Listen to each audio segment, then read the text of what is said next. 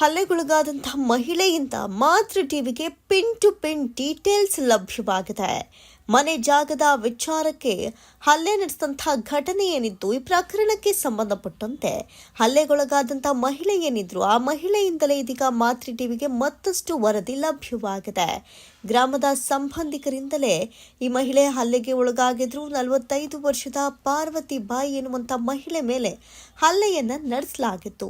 ಮಹಿಳೆಯ ಕಿವಿಯ ಭಾಗಕ್ಕೆ ತೀವ್ರತರವಾದಂತಹ ಪೆಟ್ಟು ಬಿದ್ದಿದ್ದು, ಅವರನ್ನ ಆಸ್ಪತ್ರೆಗೆ ದಾಖಲು ಮಾಡಲಾಗಿತ್ತು. ಸದ್ಯ ಚಿಕಿತ್ಸೆಯನ್ನ ಪಡೆದುಕೊಳ್ತಾ ಇರುವಂತಹ ಪಾರ್ವತಿ ಬಾಯಿ ಆಸ್ಪತ್ರೆಗೆ ದಾಖಲಾದಂತಹ ಮಹಿಳೆ ಏನಿದ್ದಾರೆ, ಈ ಮಹಿಳೆಯೇ ಹಲ್ಲೆಯ ಬಗ್ಗೆ ಮಾಹಿತಿಯನ್ನು ಕೊಟ್ಟಿದ್ದಾರೆ. ಬೆಂಗಳೂರು ಗ್ರಾಮಾಂತರ ಜಿಲ್ಲೆ ದೊಡ್ಡಬಳ್ಳಾಪುರ ತಾಲೂಕಿನ ದೊಡ್ಡಬೆಳವಂಗಲ ಹೋಬಳಿ ಸುತ್ತಹಳ್ಳಿ ತಾಂಡ ಗ್ರಾಮದಲ್ಲಿ ನಡೆದಂತಹ ಘಟನೆ ಇದು. ಹಲ್ಲೆ ಏನಕ್ಕಾಯ್ತು, ಯಾರಿಂದ ಆಯ್ತು, ಯಾಕಾಯ್ತು, ಈ ಎಲ್ಲಾ ಡೀಟೇಲ್ಸ್ ಅನ್ನ ಖುದ್ದು ಪಾರ್ವತಿ ಬಾಯಿಗೆ ಇದೀಗ ಮಾಹಿತಿಯನ್ನ ಒಂದೊಂದಾಗಿ ಬಿಚ್ಚಿಟ್ಟಿದ್ದಾರೆ. ಲಾಗೋಡ್ ತಗೊಂಡಿದ್ವಿ. ಅದು ಲಾಗೋಡ್ ಬೆಳೆಸ್ತಾ ಇದ್ವಿ. ಎರಡು ಮೂಟೆ ಒಳಗಿಟ್ಟಿದ್ವಿ. ಮೂರನೇ ಮೂಟೆಗೆ ಅವ್ರು ಬಂದು ಏನು ಎತ್ತ ಅಂತ ಕೇಳಿದರು. ಲಾಗೋಡ್ ಐತೆ ಅಂತ ಅಂದೆ. ಲಾಗೋಡ್ ಐತೆ ಅಂತ ಅಂದುವಾಗ ಇನ್ನು ಈ ಮನೆಯೊಳಗೆ ಬೇಡ, ಈ ಮನೆ ನಮ್ಮದು, ಬೇಡ ಇಳಿಸ್ಬೇಡ್ರಿ ಹೋಗ್ರಿ ಅಂತ ಅಂದರು. ಅವ್ರು ಲಾಗೋಡ್ ಉಳಿಸೋರು.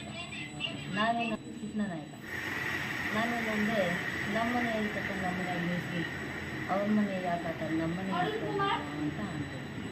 ಆವಾಗ ನಿಮ್ಮ ಅಪ್ಪಂದೇನು ನಿಮ್ಮ ಮುಂದ್ಗಾಡನೇನಿರೋ ಬುಸಡಿ ಎಷ್ಟು ಹುಳೆ ಮುಂದೆ ಅಂತ ಬಂದಮೇಲೆ ಬಾಗಿಲು ಹಾಕಿ ಒಳಗಿದ್ದೆ. ಒಳಗಿಂದ ಈಚೆ ತಳ್ಳಿಕ್ಕೆ ಬಾಗಿಲಾಗಿಲ್ಲ. ಬಾಗಿಲು ಹಾಕಿ ತಳ್ಳಿಬಿಟ್ಟು ಹಿಂದೆ ಬುದ್ಧಿ ನೋಡು ಇಲ್ಲಿ ಗುದ್ದಿಬಿಟ್ಟ. ಗುದ್ದಿದ್ದೇನೆ. ಹೆಂಗಸರು ಮಕ್ಕಳು ಎಲ್ಲ ಬಂದು ಎಲ್ಲ ಚಚ್ಚಿಬಿಟ್ರು. ಬಾಯಿ ಬಡ್ಕೊಂಡೆ. ಸಾಯಿಸ್ಬಿಟ್ರಲ್ಲ ಪೋ ಅಂತ ಬಿಡಲಿಲ್ಲ. ಯಾರೋ ಉದಯ ಅನ್ನೋ ಹುಡುಗ ಹಿಡ್ದವನೇ ಕೈ. ಎಲ್ಲಿ ಬಿಡ್ಸಕ್ಕಾಯ್ತ. 4-5 ಜನ ಎಲ್ಲರೂ ಬಂದು ಹೊಡಿತಾವ್ರೆ. ಎಷ್ಟು ಜನ ಬಂದು ಬಿಡಲ್ಲ.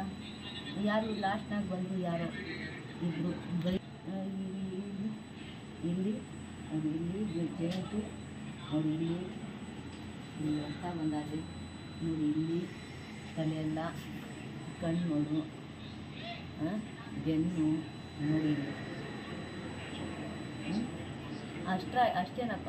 ಅವು ಕಿವಿ ಈ ಕೇಳಿಸಲ್ಲ, ಇವೆಲ್ಲ ಊತ ಬಂದವು ನಾವು ಮುಟ್ಟೋದೇ ಇಲ್ಲ, ಏನು ತಿನ್ನೋಕ್ಕಾಗಲ್ಲ. ಕಿವಿ ಕೇಳಿಸಲ್ಲ. ಎಣ್ಣೆ ಬಿಸಿ ಅಂದರೆ ಇದು ಜಾಸ್ತಿ ಕಪ್ಪಂತ ಹೊಡೆದ್ರಲ್ಲ. ವಾಲೆಗಳು ನೋಡು ಬೆಳಗ್ಗೆ ವಾಲೆಗಳು ತೆಗಿಯೋಕ್ಕಾಗಲಿಲ್ಲ. ವಾಲೆ ತೆಗಿಯೋಕ್ಕಾಗಲಿಲ್ಲ. ಮೂಗ್ಬಿಟ್ಟು ತೆಗಿಯೋಕ್ಕಾಗಲಿಲ್ಲ. ಅವರು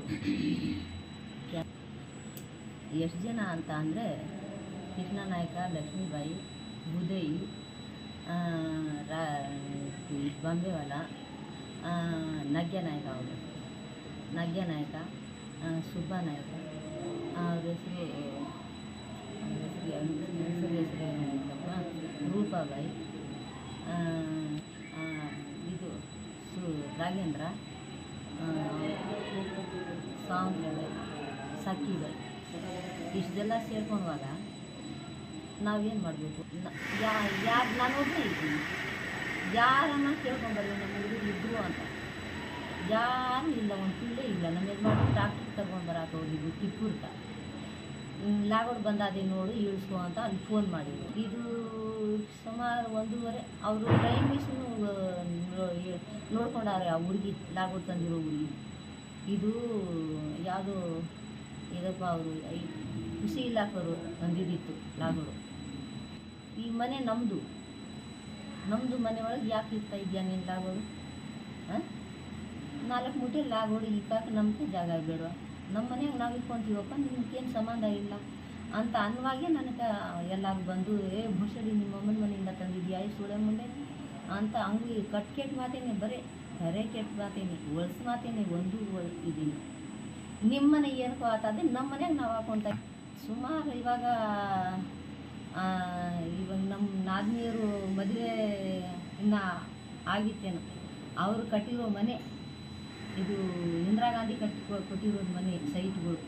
ಅವರು ಆ ಗುಡಿಸು ಕಟ್ಟಿ ಅಂತೆ. ಆವಾಗ ಅದ್ರಾಗ ಇವರೆಲ್ಲ ಯಾರೂ ಇಲ್ಲ, ಇಷ್ಟಿಷ್ಟು ಮಕ್ಕಳು ಬಿಟ್ಟು ಹಾಳಾಗಿ ಹೋಗಿರೋದು ಅವರು.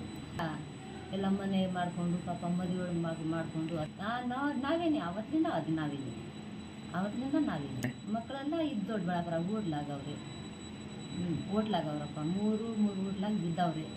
ಯಾರೂ ಇಲ್ಲ ನಮ್ಮ ಮನೆ ತಾವ. ನಮ್ಮ ಯಜಮಾನ್ರು ಟಿಪ್ಪುರ್ಗೆ ಹೋಗಿದ್ರು. ಯಾರ್ದು ಭಯ ನಮ್ಗೆ ಅಂದರೆ ಅವ್ರದ್ದೇ ಭಯ ನಮ್ಗೆ.